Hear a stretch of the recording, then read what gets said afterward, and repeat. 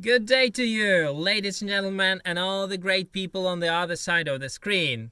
My name is Osnir, and once again, I'm very happy to greet you in my reading room in my old-timer Mazda.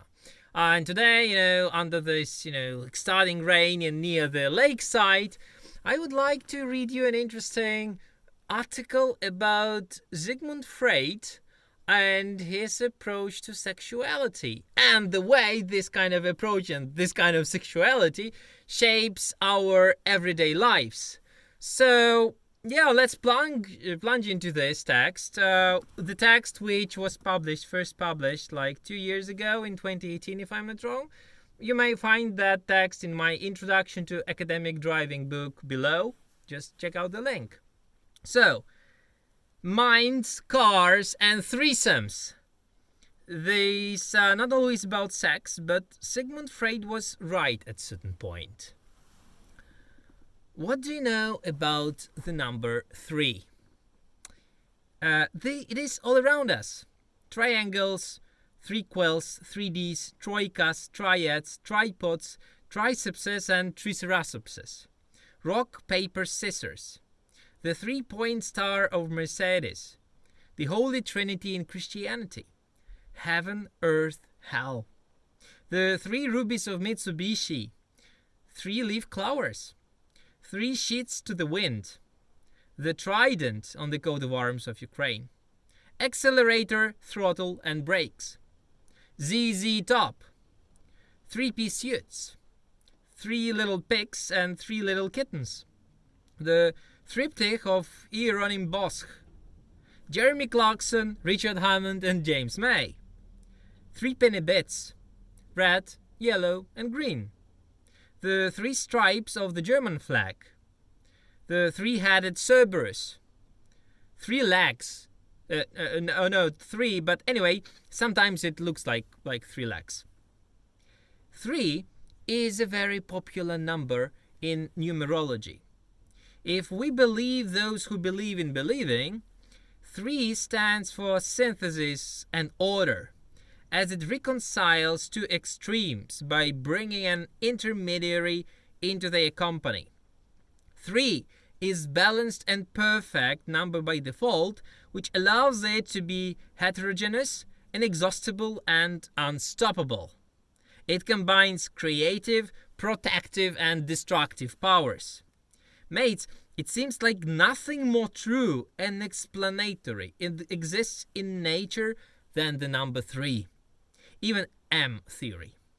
Numerologists also write something about first matter substance and cosmic mirror and the great mother of the universe, but I'm not that bothered. We are speaking of science here, right? 3 legs. How can it be?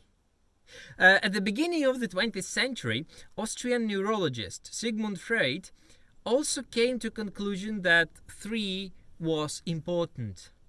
Working with his patients, as well as reflecting on himself, he pointed out that the human mind consists of 3 elements: the id, the ego, and the superego. At least he assumed that. Imagine an iceberg. The visible part of it is our consciousness, or the ego. It is the amount of thought we can think and comprehend at a certain moment of time. Right below the waterline lies the preconscious, where all the memories reside. This is an on-demand part which constitutes the edges of consciousness. Below that stretches the unconscious, or the id and the superego. The most important and the biggest part of the iceberg which we cannot observe. It predefines our behavior before consciousness takes any action or without any engagement of the consciousness. Now, you may ask, mates, what on earth does Freud have to do with cars? It has always been considered that if a gentleman owns a big or posh car, then this gentleman also owns a small sausage. Because this is how the unconscious manifests itself in real life. Because a gentleman who suffers from a small sausage will irresistibly seek for a magnet on wheels to compensate for that suffering. Ford Raptor, because that is what Freud once presumably said. Rubbish. When Freud lived, there were very few cars around, and gentlemen who owned them also owned big bank accounts and posh households, notwithstanding of the sizes of their sausages. Even if Freud had ever voiced any assumption of such kind, I bet he would never claim a universal equation of cars and sausage correlations. His findings lie in a different and much wider dimension. Yes, I know, you are still thinking of the three legs. Speaking of Freud, you should keep in mind that he was a trendsetter for contemporary psychology and psychiatry. He used to invite patients onto a cozy couch and encourage them to share with experiences, failures, and phobias. To be successful in dealing with mental illnesses, he invented an original treatment, psychoanalysis, which required much talking and digging into patients' life stories. Psychoanalysis evolved with time into popular theory explaining human behavior. For instance, the reasons for buying big and posh cars. It is worth stressing, though, that Freud's treatment was individual for every patient, and every patient had individual experiences, failures, and phobias. Freud argued that stress and anxiety are natural in our lives as they arise from the way our minds work, from the all-penetrating threesome taking place there. In other words, our minds host an unceasing affair between id, ego, and superego. Each of these partners has its unique preferences, expectations, and demands. The id is pure fun. It straightforwardly seeks for pleasure and no less straightforwardly follows basic instincts. It guides all of us to eating, sleeping, competition, sex, speed, and other pleasures. It guides us there now. Freud said that the id secured the survival of the human race as it pushed our ancestors to mating. He called that reproductory push the libido. He also said that the id motivates us to be better than others, which leads to aggression and the destruction of our competitors. Finally, Freud suggested that the newborn baby is only guided by the id. Thus, the baby strives to get immediate pleasure with no awareness of physical danger or social morality.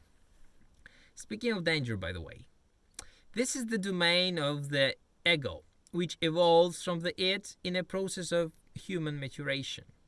The ego is pure pragmatism. It is consciousness. It seeks to satisfy the desires of the id in a safe and guaranteed way. It cares neither for rights nor wrongs, but only for chances to succeed. Therefore, the ego always analyzes reality based on memories and acquired experience, which often suppresses the immediate calls of the id. The id immediately feels frustrated. Now, speaking of morality, this is when the superego gets to dominate. It also evolves in the process of human maturation and social adaptation. It absorbs moral standards from its environment, ending up with a certain framework of do's and don'ts. Thus, it limits both the id with its pleasure thirst and the ego with its ruthless pragmatism. Freud concluded that the major problem for all people is that every partner in the threesome makes demands which are incompatible with the other two. Therefore, we as individuals experience anxiety. Moreover, if this incompatibility becomes too harsh, mental illness develops. Freud also suggested that if any one of the threesome remains constantly suppressed, it will reveal itself in divergent behavior or odd life choices. For instance, if a gentleman grew in a very conservative family, where his id had always been punished for looking at girls, he would seek to get compensation in future. His id survived a harsh time in the prolonged custody of his superego, so he is the one whose ego will likely decide to buy a big and posh raptor. Or fellows like Morgan Three-Wheeler, with no other goals but to attract women attention, make his id happy again, and eventually reduce anxiety. But this is not 100% rule. And it does not mean that his sausage is short. And it absolutely does not mean that we could not take a young lady as an example here instead of a young gentleman. Thinking of three legs, by the way, is also what your id wants you to do now. Freud speculated that our unconscious constantly tries to communicate certain messages to our consciousness, to tell us how suppressed it is. To do so, Freud assumed the unconscious speaks through dreams. This is the moment when our ego gets off the stage and allows monsters from the depth to show their faces. The problem is, though, that these monsters are too alien.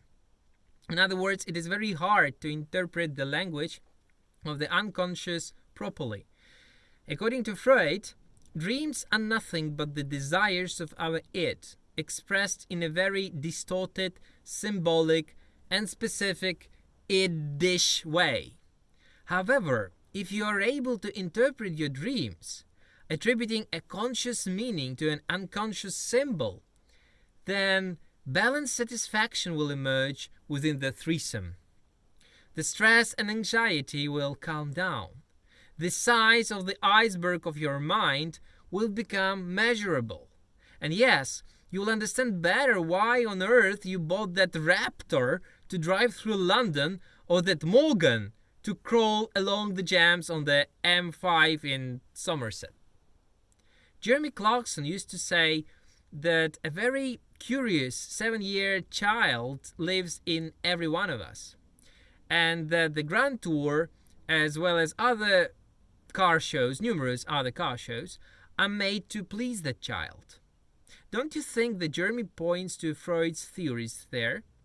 Don't you think that the magical chemistry between the three presenters resides in the honesty of their childish talks about sacred things, which may be size of their sausages as well as the maximum speeds of high-tech supercars? Clarkson, May, and Hammond speak to our ids from the screen and do it well. Actually, every car show speaks to our ids with only purpose which do it. Actually, every car show speaks to our ids, with only those which do it in a more consistent and directly way becoming popular. Therefore, if you own a big car or a three-wheeler with no apparent need, this may sometimes point to your small sausage. Sometimes there is no proof without an individual course of psychoanalysis. In the majority of cases, though, Ford Raptor is a Ford Raptor. It is rational for you to own one. Now, a lot of smart chaps from all over the world continue to condemn Freud's theory as unverifiable. It can neither be proved true nor wrong. Our minds, especially in their unconscious parts, are black boxes at the bottom of the iceberg. There is no guarantee but a general belief that the id, ego, and superego exist and propel our behavior. Overall, Freud's theory is highly unscientific, like numerology. Okay, you can get yourself a third leg in the UK. Ask Google for Joel Stern. This should definitely be a comedy.